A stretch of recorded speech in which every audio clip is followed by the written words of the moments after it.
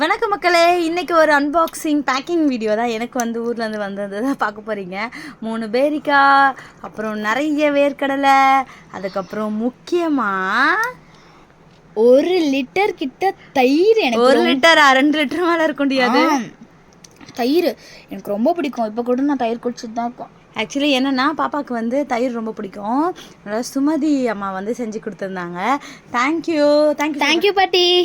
ஹானி வந்து இப்போவே ஸ்டார்ட் பண்ணிட்டா. இந்த தயிர் வந்து அவளுக்கு ரொம்ப பிடிக்கும். நம்ம சென்னையில் போடுற பால் பேக்கெட்டில் போடாமல் மாட்டுப்பால் வாங்கி அதை காய்ச்சி அதில் வந்து போட்டு கொடுப்பாங்க. நாங்கள் ஊருக்கு போனாலும் நிறைய சாப்பிடுவோம்.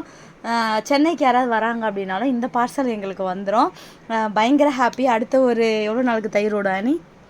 ஒரு 3 நாள். அதுக்கு மேலெலாம் ஹானி வச்சுக்க மாட்டா.